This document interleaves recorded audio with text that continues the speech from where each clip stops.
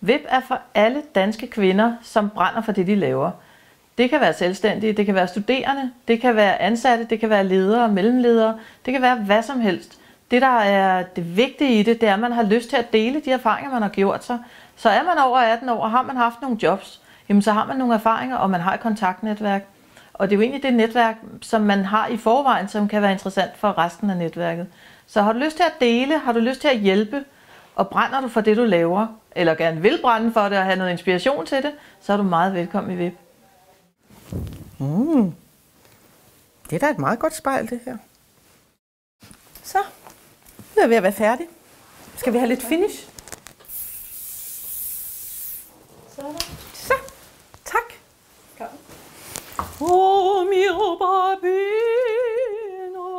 Når jeg lige lærte noget med min stemme. Og det, der var ret interessant, det var faktisk, at jeg havde lyd hernede. Det synes jeg faktisk var ret interessant. Det er sådan et sted, jeg aldrig har rørt på min krop, og nu er jeg jo altså seksolog, så jeg har virkelig rørt på min krop. Rigtig meget. Så det var lidt sjovt, så jeg må altså lige ind og spørge hende Anne der, hvad det betyder, når jeg ligesom kan... Der er en lyd her. Nå.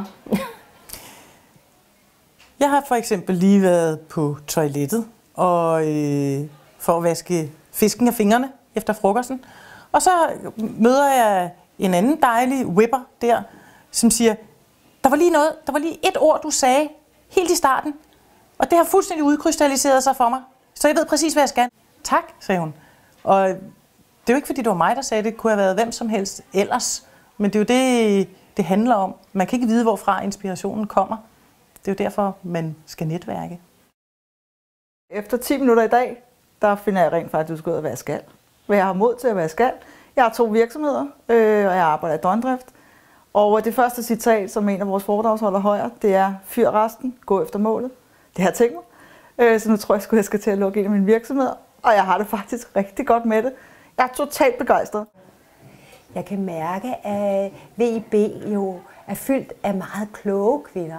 Vise kvinder, som kan noget, og som gør noget og gør en forskel i samfundet. Som landsambassadør, der kan du stille mig alle de spørgsmål, du har lyst til, dine udfordringer omkring networking, omkring lokalgrupper.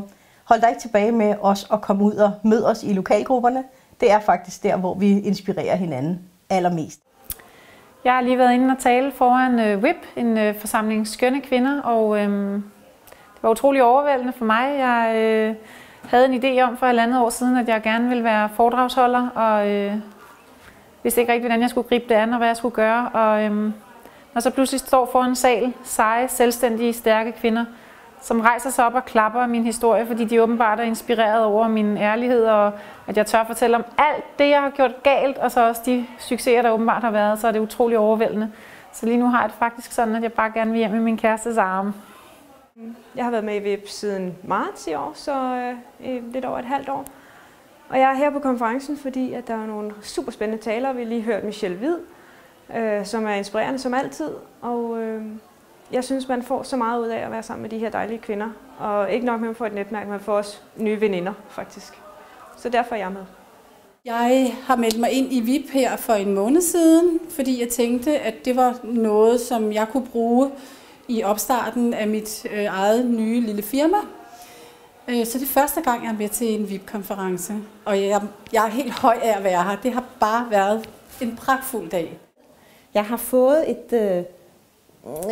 en masse kollegaer, jeg kan ringe til. Jeg har en EDB-afdeling, jeg har en regnskabsafdeling, jeg har en IT-afdeling. Jeg har alt det, jeg skal bruge. Det er bare at gå på Facebook, det er bare at ringe. De er der alle sammen. Jeg tror faktisk ikke, at jeg behøver nogen uden for VIP. Det er min nye familie, tror jeg. Som ambassadør i Køge er jeg bare så stolt af de kvinder, vi har her. Og det er en kæmpe inspiration at få lov at se, hvor meget vi kan rykke. Jeg synes, det her det er jo det vildeste netværk. Kan man sige, den sindssyge energi, der er derinde. Og så en anden ting, forskelligheden. Altså de unge og de ældre typemæssigt fuldstændig forskellige typer.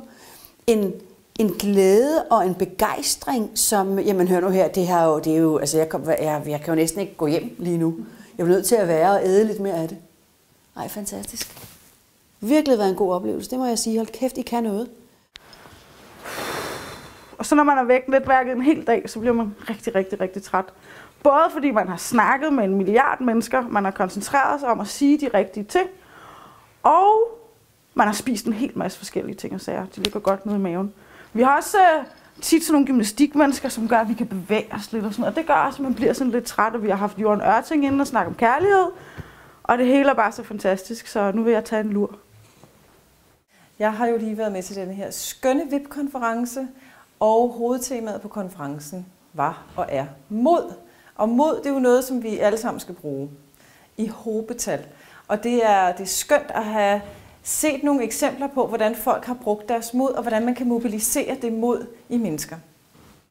Det er fantastisk at være i sådan et miljø og atmosfære. Jeg har været her i snart 12 timer, og jeg er slet ikke træt. Jeg vil bare ud og have mere og dele ud af mere. Så tak til VIP, og tak til alt, hvad det består af, og jeg glæder mig til endnu mere.